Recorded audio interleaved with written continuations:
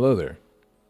Over the years, the game has undergone many changes, but a major change was in the Jade Shadows update, where they buffed and reworked various damage types and status effects, making them better and worth using due to their power and utility. The first set of status effects we are going to talk about are the physical damage types: Impact, Puncture, and Slash. Impact damage deals 1.5 times more damage to Grineer, Kuva Grineer, and Skuldra units. When procced, it staggers the enemy, and with increasing stacks, it increases the duration of the stagger. For Eximus units, it lowers their mercy kill threshold to 80% of their total health, making it easier for you to mercy kill heavy units. Puncture is the next status effect that deals 1.5 times more damage to Corpus and Orokin units. When procced, it weakens them, making them deal 40% less damage. With increasing stacks up to 5, they deal 80% less damage. Another addition to this status is that it essentially increases your critical chance by 5% up to 25% at max stacks. However, this does not work with AoE weapons or Warframe abilities. Lastly, Slash status effects deal 1.5 times more damage to Infested and Narmer units. When procced, it ignores the target's armor and deals a damage over time effect. Slash damage also acts differently compared to the other physical damage types, since it's the only one that has its damage scale off the base damage of your weapon. Damage mods, status damage mods, and faction damage mods are ways to increase its damage. It also scales with other damage multipliers such as headshot multipliers and critical hits.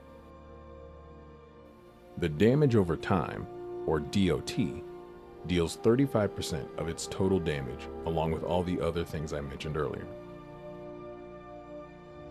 Something that also works in favor of Slash DOT is that its faction bonus also applies twice to the damage over time. Most physical damage types are used on most weapons. They are basic but useful against every faction. Moving on to the next set of status effects: Elemental.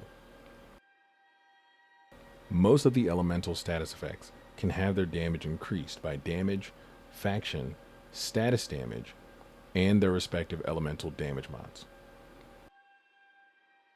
However, cold damage is an exception to the status damage mod due to it not having an actual damaging addition to its attack. Also, DOTs all have their faction damage applied twice for their final calculation, so using a faction mod will further increase the DOT damage. First on the list is Heat. It deals 1.5 times more damage to Infested, but 0.5 times less damage to Kuva Grineer. When procced, it deals a damage over time effect, causing them to panic and reducing armor by up to 50%. When the enemy is set into a panic, it will last for around 4 seconds for most humanoid enemies. The way that Heat's armor stripping works is after the initial proc, the enemy will have their armor stripped up to 50% of the total armor. Once that Heat proc is finished, and if the enemy is still alive, they will slowly regain that armor that was lost. When it deals its DOT, it has a 1 second delay when it is procced to deal its damage. It deals 0.5 times less damage based on the modded damage, but can be increased by damage, elemental, faction, and status damage mods. Second is cold damage. It deals 1.5 times more damage to sentient units, but 0.5 times less damage to tech rot units. When procced, it causes enemies to move and attack slower for each stack, up to a 90% slow. In addition, the initial proc increases your critical damage multiplier by 10% and then by 5% for subsequent stacks up to a 0.5 critical multiplier at 9 stacks. At the 10th stack, the enemy will be frozen, receive a 1.0 crit damage multiplier, and will not regenerate shields. Up next is electricity damage. It deals 1.5 times more damage to Corpus Amalgam and Murmur units.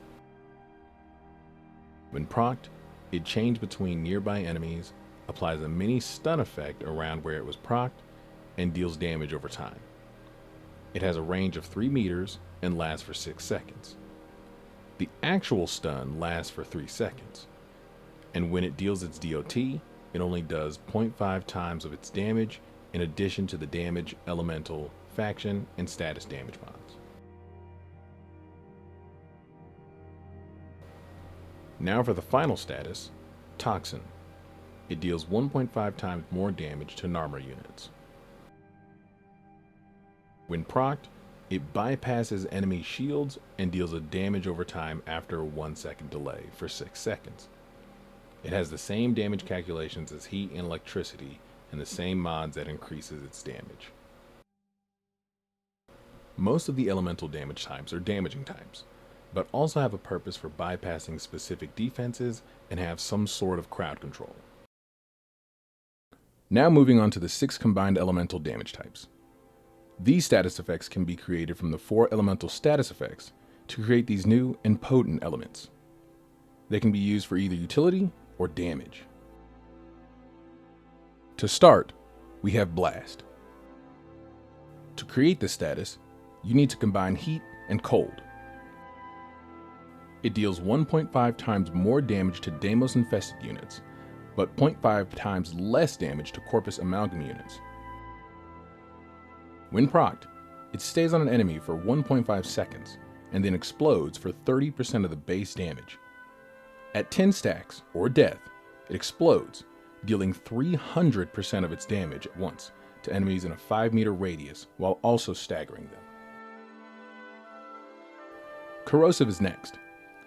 To create this status, you need to combine Toxin and Electricity. It deals 1.5 times more damage to Grineer, Kuva Grineer, and Skaldra, but 0.5 times less damage to sentient units. When procced, it temporarily removes 26% of an enemy's armor. Subsequent stacks reduce armor by 6%, each proc up to 10, for a total of 80%. Next, we have gas damage. To create this status, you need to combine heat and Toxin. It deals 1.5 times more damage to Deimos infested and Tech Rot, but 0.5 times less damage to Skaldra units. When procced, it produces a 3-meter gas cloud that deals damage to all enemies for 6 seconds. The cloud's range can be increased by 0.3 meters up to 6 meters after reaching a max of 10 stacks. When dealing its DOT, it deals 0.5 times its damage. If the enemy with the gas cloud dies, it will still linger where the enemy died for the remainder of the duration. Magnetic is up next. To create this status, you need to combine cold and electricity. It deals 1.5 times more damage to Corpus, Corpus Amalgam, and Tech Rot, but deals 0.5 times less damage to Narmer units. When procced, it gives the status Disrupt, which amplifies damage to shields and Overguard by 100%, and reduces natural shield regen for 6 seconds. Subsequent procs add 25% additional damage to shields and Overguard, up to 325% at 10 stacks. When an enemy loses shields or Overguard, the enemy receives an electricity damage and status effect that deals 3% of the target's maximum shield or Overguard per magnetic status effect, up to 30% at 10 stacks. Do note that enemies that restore shields like Shield Ospreys and Oregon Drones' shield links will bypass the shield's recharge penalty. Moving on to radiation. To create this status, you need to combine heat and electricity. It deals 1.5 times more damage to Sentient and Murmur, but 0.5 times less damage to Oregon units. When procced, it confuses the enemy and attacks all units and becomes the target for all units for 12 seconds. In addition, it also gives 100% more damage to enemies that are enemies of the Tenno faction, which is you, and subsequent procs give it up to 550% more damage. Finally, we have Viral. To create this status, you need to combine Cold and Toxin. It deals 1.5 times more damage to Orokin, but deals 0.5 times less damage to Deimos and Murmur units. When procced, it amplifies damage to health by 100% for 6 seconds. Subsequent procs add 25%, up to a total of 325% at 10 stacks. This will help even when an enemy has armor. Shields and Overguard are not affected by this status. Most of these secondary status effects give you either damage, crowd control capabilities, or makes it easier to deal with certain factions you're up against. Make sure you use these against specific factions to get the best results. The next few are unique status effects and are only available from specific warframes, abilities, and weapons. Void damage is one of the first. To get this status effect, you must be playing either Zaku or use an amp as operator or drifter. It deals 1.5 times more damage to Overguard and Zariman Void manifestations, so Thrax and Void Angels. It also deals a ton of different effects throughout the game, such as removing shields from the Eidolon, destroying Kuva Clouds in Kuva Siphon missions, or sealing the Void Rifts in Void Cascade missions. When procced, it creates a bullet attractor, which creates a 2.5 meter radius around an enemy, where the target was shot for 3 seconds. The bullets will go where the void damage was procced, so if you shoot an enemy in the leg, all bullets will go towards the leg. If an enemy tries to shoot at the player, their bullets will get redirected.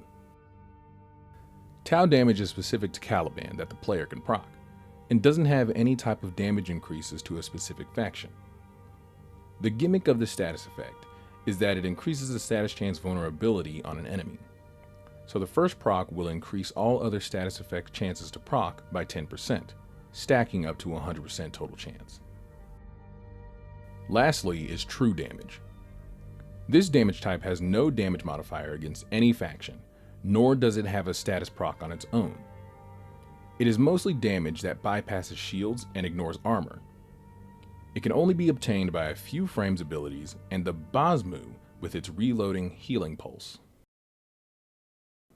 Now there are also miscellaneous status effects as well that are separate from damage type statuses, but we will cover those in a different video, since those are not always accessible but are worth mentioning. Hopefully this helped you better understand that status effects are more than just what they seem and might help you deal more damage and give you more utility than you originally thought.